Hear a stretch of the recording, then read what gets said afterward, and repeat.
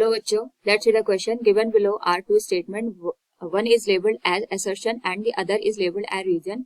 Assertion A, work done by electric field on a moving a positive charge on an equipotential surface is always zero. Reason is electric field lines of forces are always perpendicular to equipotential surfaces. In the light of the above statement, choose the most appropriate answer from the options given below.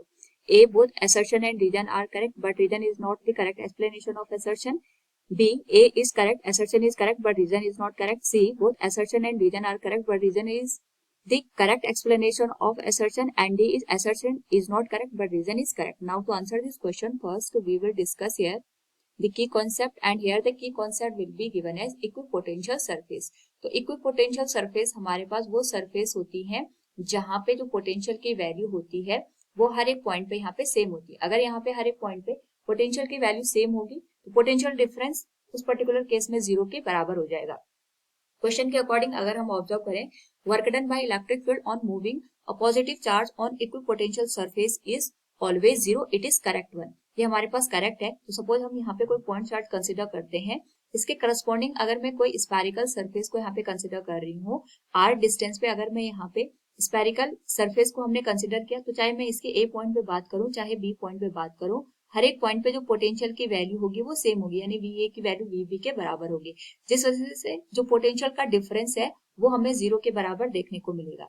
And we know that जो work done होता है it is given as change in potential multiplied with given charge. तो अगर मैं charge को यहाँ पे change in potential के साथ मल्टीप्लाई कर दूं तो वो हमें यहाँ पे वर्क डन की वैल्यू दे देगा, या फिर हम ये भी कह सकते हैं जो पोटेंशियल डिफरेंस होता है work done per unit charge के बराबर होता है. इसी को हमने मॉडिफाई करके इस तरीके से लिख दिया, क्योंकि पोटेंशियल डिफरेंस ही जीरो है तो हमारे पास जो वर्क डन की वैल्यू होगी वो जीरो के बराबर होगी. So assertion is correct one and reason is electric field line of forces are always perpendicular to the equipotential surface. यानी इस केस में अगर मैंने पॉइंट चार्ज यहाँ सेंटर पे रखा है तो इसके लिए जो इलेक्ट्रिक फील्ड लाइंस होंगी वो आउटवर्ड डायरेक्शन में जाएंगी अगर पॉजिटिव चार्ज हम यहाँ पे कंसिडर कर रहे हैं, और इस सरफेस से परपेंडिकुलर डायरेक्शन में हमारे पास हमेशा इलेक्ट्रिक फील्ड की जो लाइंस होंगी उनकी, या फिर हम ये कह सकते हैं इलेक्ट्रिक फील्ड की डायरेक्शन हमें देखने को मिलेगी.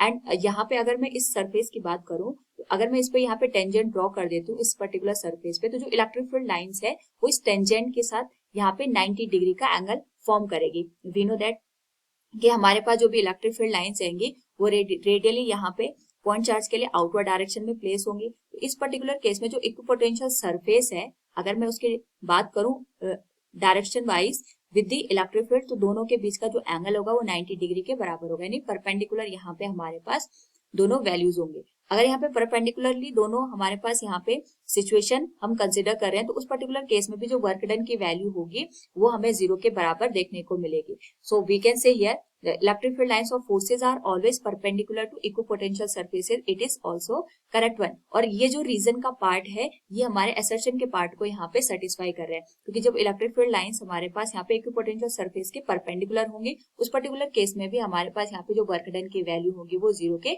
बराबर होगी. इसको हम यहाँ पे मैकेनिक्स में हमारे पास जो एफ एस कॉस थीटा की वैल्यू होती है उसके साथ यहाँ पे कंपेयर कर सकते हैं. तो दोनों ही कंडीशन हमारे पास यहाँ पे सिमिलर होंगे. So we can say here assertion and reason are true and reason is the correct explanation of assertion. Option C will be the right answer. Hope all you understood it. Thank you and best of luck.